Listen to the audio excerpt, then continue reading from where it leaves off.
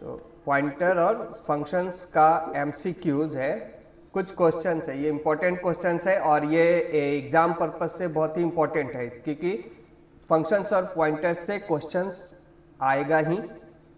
तो first question है, what is the base data type of a pointer variable by which the memory would be allocated. यानी कि pointer variable का आधार data क्या है जिसके द्वारा उसे मेमोरी आवंटित की जाएगी। यानी कि हम जब पॉइंटर डिक्लेरेशन करते हैं तो पॉइंटर का डिक्लेरेशन तो किसी भी तरह के डेटा टाइप में किया जा सकता है। इट मीन्स कि हम जिसका एड्रेस पॉइंटर को में रखना चाहते हैं उसका डेटा टाइप क्या है, उसके अकॉर्डिंगली पॉइंटर वेरिएबल का डिक्लेरेशन करते हैं। जैसे अगर हम किसी इंटीजर का डेटा रखना चाहते हैं इंट का, तो पॉइंटर का डिक्लेरेशन किसमें होगा, इंट में। कैर का रखना चाहते हैं तो पॉइंटर का डिक्लेरेशन कैर में होगा। लेकिन सवाल क्या है, सवाल पूछा जा रहा है कि पॉइंटर का डिक्लेरेशन तो हम किसी में भी करते हैं, बट पॉइंटर का भी मेमोरी जो बनता है वो किस डेटा टाइप का बनता है। तो यहां पे options int, float, no data type, depends upon compiler, unsigned int, ये जो 5 ऑप्शंस है इसमें क्या होगा। तो हम लोग जानते हैं कि पॉइंटर जो है वो वैल्यू रखता है किसी भी डेटा टाइप का। जैसे हम पॉइंटर डिक्लेयर कर रहे हैं कैर में, और पॉइंटर पी का डिक्लेरेशन कैर में हो रहा है और इसमें हम लोग एड्रेस असाइन कर रहे हैं कैरेक्टर ch का। तो कोई भी वेरिएबल हो उसका जो एड्रेस होता है वो एड्रेस एक न्यूमेरिकल वैल्यू होता है जो कि नॉन निगेटिव होगा। तो एक न्यूमेरिकल वैल्यू एड्रेस होगा और वो नॉन निगेटिव होगा, तो उसका एड्रेस क्या होना चाहिए, इंटीजर टाइप, और नॉन निगेटिव है तो क्या होगा, अनसाइंड इंट। तो पॉइंटर वेरिएबल जो वैल्यू को रखेगा, यहां पे क्या रखा हुआ है, ये पॉइंटर वेरिएबल p का मेमोरी है और इसमें क्या रखा हुआ है, एड्रेस ऑफ ch रखा हुआ है। तो किसी का भी मेमोरी बनेगा वो अनसाइंड इंट टाइप का ही बनेगा। तो पॉइंटर वेरिएबल का जो अपना बेस डेटा टाइप है, जो पॉइंटर के लिए मेमोरी होगा, वो होता है unsigned int. In C an int pointer variable can be declared. यानी C में इंटीजर पॉइंटर वेरिएबल को कैसे डिक्लेयर करेंगे। तो डिक्लेरेशन ऑफ पॉइंटर कैसे होता है, तो डिक्लेरेशन ऑफ पॉइंटर वेरिएबल्स जैसे हम किसी भी डेटा टाइप में करें, डेटा टाइप देते हैं और फिर पॉइंटर ऑपरेटर देते हैं और पॉइंटर वेरिएबल लिखते हैं। तो ये पॉइंटर वेरिएबल का डिक्लेरेशन हुआ। तो यहां पे ऑप्शन ये सही कौन सा होगा, option B. What will be the output of the following code. जो कोड दिया गया है इसका आउटपुट क्या होगा। तो यहां पे कोड में क्या लिखा हुआ है, इन मेन फंक्शन के अंदर int a equal to 5 asterisk p equal to ampersand a। p में क्या रखा जा रहा है, एड्रेस ऑफ a रखा जा रहा है और प्लस प्लस एस्ट्रिक p कर रहे हैं। तो प्रिंट क्या होगा, तो ये इंटीजर a का एड्रेस है और इसमें वैल्यू है 5, पॉइंटर p में एड्रेस है a का। तो मान लो इसका एड्रेस 3056 है, तो यहाँ पे p में क्या है, 3056। अब यहाँ पे अगर हम यहाँ पे प्रिंट करेंगे सिंपल p को, तो ये क्या देगा, 3056। लेकिन अगर यहाँ लगा हुआ है एस्ट्रिक, तो ये क्या देगा, जिसका एड्रेस इसके पास है उसका वैल्यू, यानी कि 5। तो यहाँ पे प्लस प्लस एस्ट्रिक p किया जा रहा है, तो प्लस प्लस एस्ट्रिक p यानी कि इसमें प्लस प्लस हो रहा है, तो a का वैल्यू इंक्रीमेंट करेगा। तो यहाँ पे आउटपुट क्या आएगा, एस्ट्रिक p से, क्योंकि a का वैल्यू यहाँ पे इंक्रीमेंट कर रहा है, तो a का वैल्यू यहाँ पे क्या हो गया, 6 हो गया, और फिर a की वैल्यू को प्रिंट किया जा रहा है। तो अब प्रिंट में क्या देगा output, 6। To fetch the address of the variable which sign is used before variable name। यानी वेरिएबल का एड्रेस लेने के लिए कौन सा ऑपरेटर हम लोग यूज करते हैं, तो एम्परसेंड ऑपरेटर का यूज किया जाता है किसी भी वेरिएबल का रिट्रीव करने के लिए। तो यहाँ पे ये एक्चुअली में ऑप्शन सी होगा, ये बी होगा और ये डी है। तो ये ऑप्शन तीसरा नंबर का option. Which of the following is the correct, यानी जो कुछ यहाँ पे जो ऑप्शंस दिए गए इसमें कौन सा सही है। यहाँ पे डिक्लेरेशन किया जा रहा है पॉइंटर वेरिएबल का, क्वेश्चन कुछ छूटा हुआ है। करेक्ट डिक्लेरेशन ऑफ फ्लोट, ये ऐसे होना चाहिए पूरा क्वेश्चन, क्वेश्चन यहाँ आधा है क्योंकि ये पॉइंटर का। बाकी अगर इसमें सिर्फ इतना क्वेश्चन है कि निम्नलिखित में कौन सा सही है, तो ये भी सही है और ये भी सही है, तो मे बी यहाँ पे क्वेश्चन आधा है। विच यहाँ पे क्वेश्चन या तो ये होगा कि which of the following is the correct declaration of float pointer, तो इस वैसे सिचुएशन में ये वाला क्वेश्चन आंसर सही होगा। नीचे दिए गए सी कोड का आउटपुट क्या है, यानी यहाँ कोड दिया गया, फिर हमें इसका आउटपुट बताना है। Int i equal to 10 asterisk p equal to %i। अब यहाँ पे एस्ट्रिक p का डिक्लेरेशन किस डेटा टाइप में हो रहा है, वॉइड डेटा टाइप में, और इसमें एड्रेस क्या असाइन किया जा रहा है, i का। i क्या है, इंटीजर। तो क्या हम किसी इंटीजर का एड्रेस एक वाइड डेटा टाइप के पॉइंटर में कर सकते हैं, तो ये गलत है, हम नहीं कर सकते हैं, क्योंकि जिसका भी एड्रेस हम पॉइंटर में रखना चाहते हैं, पॉइंटर का डिक्लेरेशन उसी डेटा टाइप में होना चाहिए। तो यहां p का जो डिक्लेरेशन है वो किस डेटा टाइप में हो रहा है, वाइड में। एक बात और ध्यान रखने वाली है यहां पे कि C में हम वाइड डेटा टाइप का पॉइंटर डिक्लेरेशंस कर सकते हैं, ठीक है, ये सही है। बहुतों को कंफ्यूजन हो सकता है कुछ लोगों को यहाँ पे कि ये वाइड डिक्लेरेशन टाइप का पॉइंटर गलत है। ये गलत नहीं है, डिक्लेरेशन ठीक है, ऐसा होगा, लेकिन ऐसा नहीं होगा कि एक इंटीजर का एड्रेस एक वाइड पॉइंटर टाइप के वेरिएबल में रखा जाएगा, तो ये एरर है यहाँ पे। तो यहाँ पे ऑप्शंस क्या है, compile time error, segmentation, run time crash नहीं है, कंपाइल टाइम एरर होगा, ये फॉल्ट है नहीं है, या रन टाइम क्रैश नहीं है, कंपाइलर ही एरर जनरेट कर देगा assigning integer address to a void pointer. Which is a correct format for declaration of function, function का डिक्लेरेशन का फॉर्मेट कौन सा सही है, return type, function name, argument type, return type, function name, argument type, और यहां पे curly braces यानी डेफिनेशन। ये जो हो गया ये डिक्लेरेशन नहीं रहा, ये हो गया definition. Return type, argument type नहीं, ये गलत है, ऐसे होगा ही नहीं। ऑल ऑफ द मेंशन तो सारा तो है नहीं, ये डेफिनेशन हो गया, ये डिक्लेरेशन नहीं है। इस तरीके से हम लोग डिफाइन करते हैं फंक्शन को आर्गुमेंट लिख करके, और फिर यहाँ पे फंक्शन का बॉडी बनाते हैं। लेकिन यहाँ क्वेश्चन क्या दिया गया, क्वेश्चन दिया गया डिक्लेरेशन ऑफ फंक्शन, फंक्शन को कैसे डिक्लेयर करते हैं, तो सिर्फ डिक्लेरेशन बताना है। तो फंक्शन का डिक्लेरेशन का मतलब क्या हुआ कि स्ट्रक्चर क्या है फंक्शन का, वो हम बताते हैं कंपाइलर को। तो यहाँ पे हम क्या देते हैं, रिटर्न टाइप देते हैं, फंक्शन का नेम देते हैं, और क्या आर्गुमेंट्स हमको रखना है वो टाइप्स बताते हैं। यानी कि ये सही डिक्लेरेशन होगा, ये सही है, लेकिन ये डेफिनेशन सही है, ये डिक्लेरेशन सही नहीं है। और ये तो दोनों ये गलत ही है। See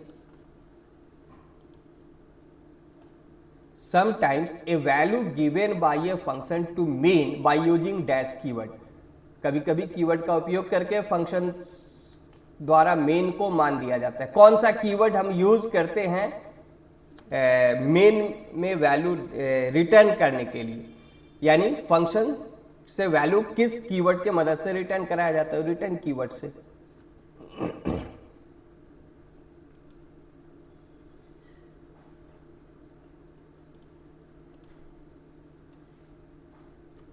what will be the output of the following code, इस कोड का आउटपुट क्या होगा। यहां मेन फंक्शन डिफाइन किया गया है, इसमें डिक्लेरेशन हो रहा है। यहां क्या हो रहा है? Declaration of a function.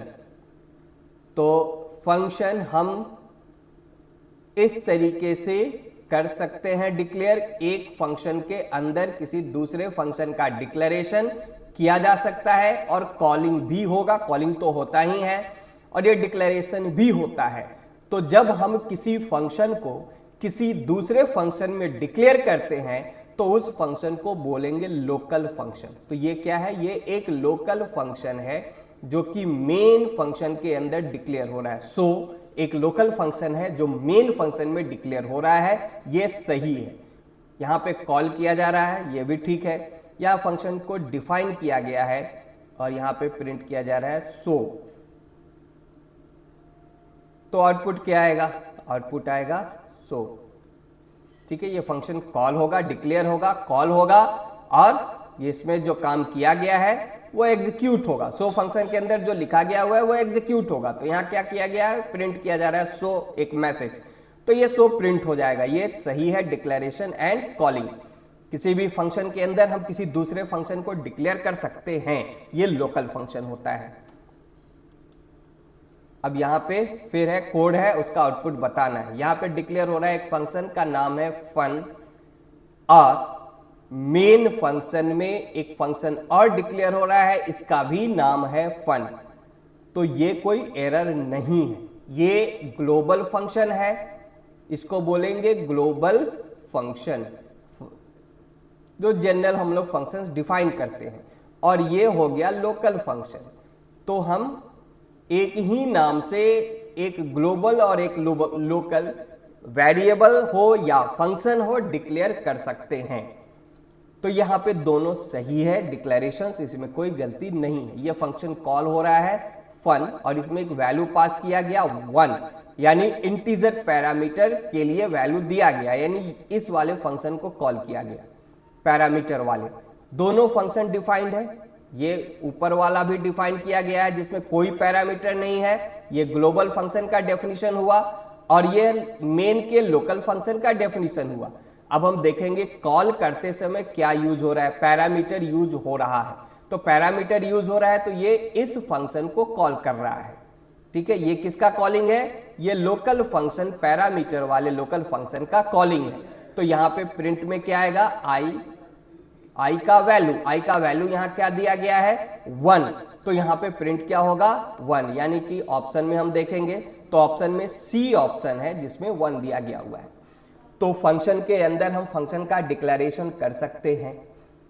अगर ग्लोबल फंक्शन बना हुआ है तो उसी नाम का हम लोकल फंक्शन भी डिफाइन कर सकते हैं।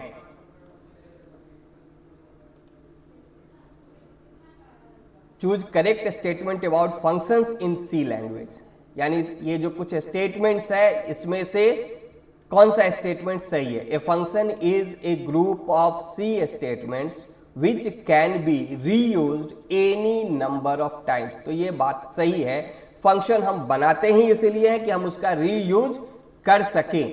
तो फंक्शंस जिसका रीयूज किया जा सके, रीयूजेबिलिटी ऑफ कोड, फंक्शंस का बेनिफिट क्या है? Reusability of code. तो हम फंक्शन रीयूज करने के लिए बनाते हैं। Every function has a return type, her function में रिटर्न टाइप का होना मस्ट है। आइदर हम वैल्यू रिटर्न नहीं भी कर रहे हैं तो हम वहां पे रिटर्न टाइप में वॉइड लिखेंगे। तो ये भी सही है, ये स्टेटमेंट भी सही है। एक से अधिक स्टेटमेंट सही है तो ऑप्शन डी ही होगा इसका आंसर। लेकिन हम तीसरे को एक बार पढ़ ले।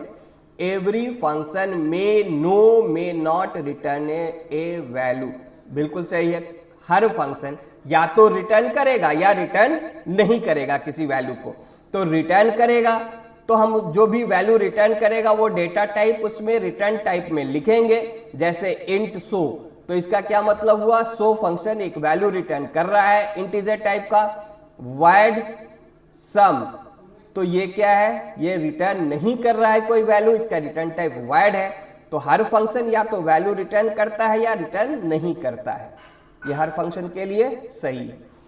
अब अगला question, what will be the output? यहां पे दिया फंक्शन डिफाइन हो रहा है प्रिंटफ हेलो सो, यहां पे ये कर्ली ब्रेस छूटा होगा, और यहां से सो फंक्शन कॉल हो रहा है।